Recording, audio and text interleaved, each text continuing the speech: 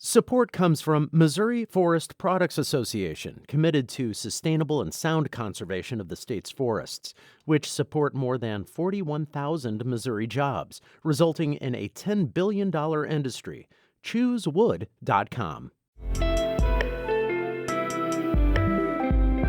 It's Tuesday, April 12th. This is The Gateway. I'm Wayne Pratt.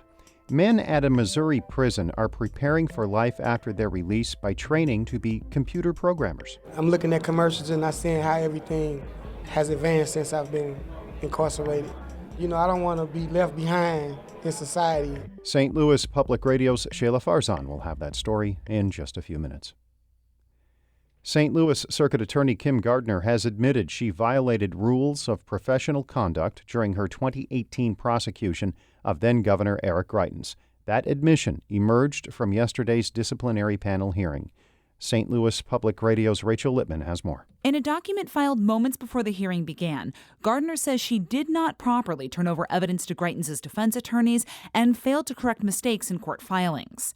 In remarks made during the hearing, Gardner thanked the panel for its work. She says her office has made changes to how it handles discovery because of the Greitens case. In this case, there were some things that were not done in the best, but I take accountability as the leader, and hopefully, my office can get past this. The state and Gardner have agreed to ask for a reprimand, the lowest level of official discipline. The hearing panel will issue its decision in 30 days. The state Supreme Court will have the final say. I'm Rachel Lippman, St. Louis Public Radio. 3 people from the St. Louis area were sentenced yesterday for their roles in last year's insurrection at the U.S. Capitol. William Mary of St. Louis County, Lake St. Louis resident Paul Westover, and Emily Hernandez of Sullivan all face less than 2 months in prison. Mary and Westover received sentences of 45 days in prison, while Hernandez will serve 30 days. They were inside the U.S. Capitol during the insurrection. A photograph showing them in a crowd with a broken piece of a sign from House Speaker Nancy Pelosi's office was widely distributed on social media. Illinois lawmakers have expanded the state's Medicaid program to provide coverage for more undocumented residents. But some say this does not go far enough. Mawa Iqbal reports. The Healthy Illinois campaign had its first big win in 2020 when Governor J.B. Pritzker extended coverage to residents 65 and up. This latest move affects people 42 and up. But director of the campaign, Tovia Siegel, says those aged 19 to 41 and anyone who needs long-term care are still left out. We don't believe that immigrants or people who are undocumented should have a second-rate program that has fewer services than what citizens receive. About 27,000 more people would become eligible under this measure, but it still needs the governor's signature. I'm Mawa Iqbal. Illinois is taking steps to help homeowners hurt financially by the pandemic. It has launched the Illinois Homeowner Assistance Fund. People behind on house payments, property taxes, insurance, and rent for mobile homes could be eligible for grants up to $30,000. A family of 4 can earn up to $84,000 a year to be eligible. People can apply online through the Illinois Housing Development Authority or get help from local agencies. A 5,000-square-foot birth and postpartum center focusing on Black women is coming to Ferguson. As St. Louis Public Radio's Chad Davis reports, the leaders of the Jama Birth Village say the facility will help address racial disparities in postpartum care. The Jama Birth Village Birth Center and Postpartum Retreat Haven will include 3 water birthing suites and 4 buildings where people who deliver their babies can stay up to 7 days. The project is an expansion of the nearby Jamal Birth Village. It will include access to doulas and newborn care specialists and a garden for growing food. Okanshola Amadou is founder and director of Jamal Birth Village. She says socioeconomic and systemic racism often leads to maternal deaths after birth. We're stopping that, and we're providing that solution, and we're going to take care of them for that week, and we're going to make sure we educate whoever's going to be taking care of them when they get home so that them and their babies can thrive and not just survive childbirth. Construction on the center will begin this spring. I'm Chad Davis, St. Louis Public Radio.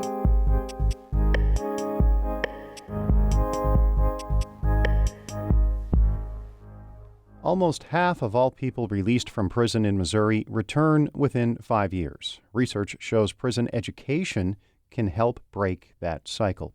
A St. Louis nonprofit is betting on this approach by training the next generation of computer programmers while they are incarcerated. St. Louis Public Radio's Shayla Farzan reports. On a recent afternoon in March, 15 men stood at the front of a cavernous beige room, each wearing a blue satin graduation cap. The mood was jovial as they whipped off their caps and tossed them in the air, surrounded by friends and family.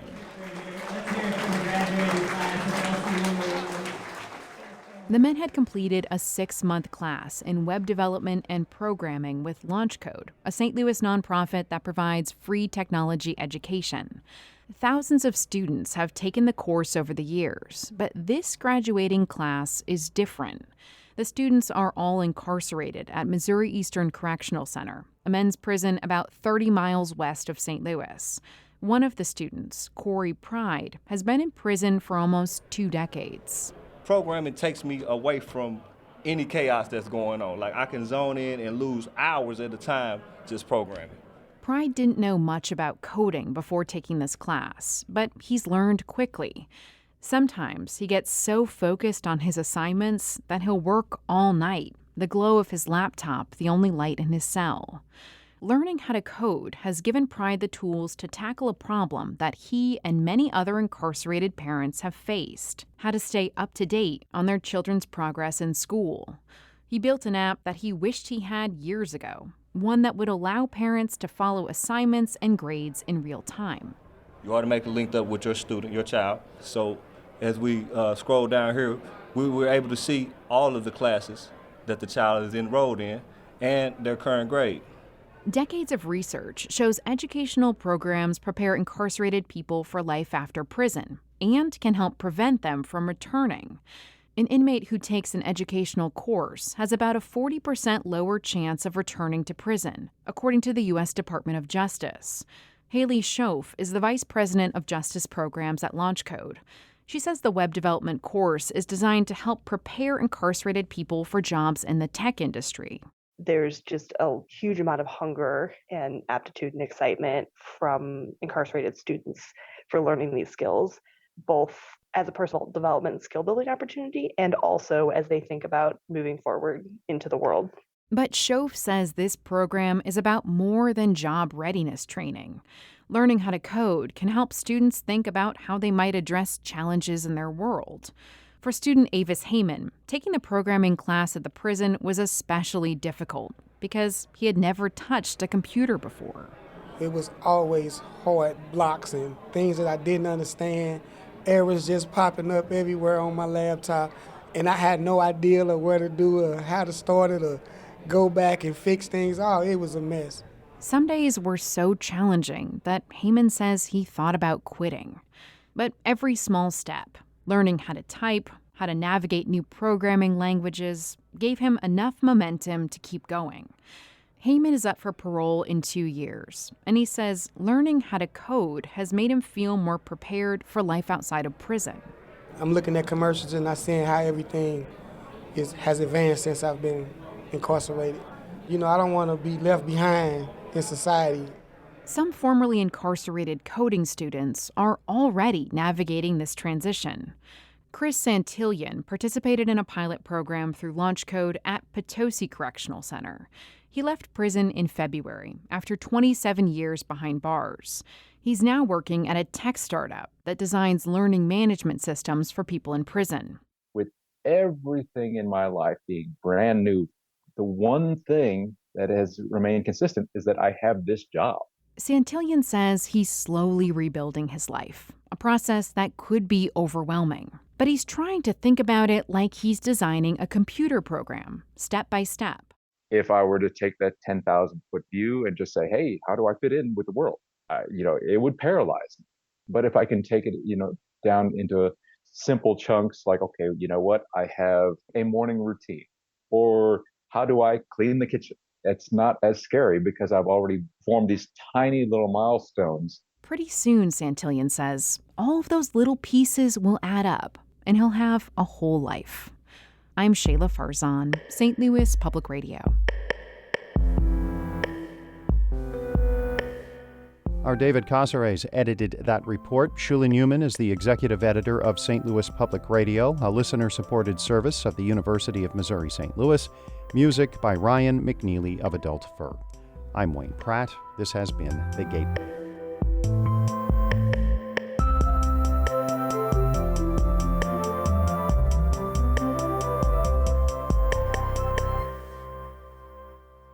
Support comes from the Missouri Forest Products Association, committed to conservation and careful management of the state's forests to make them more resilient and better habitats for wildlife.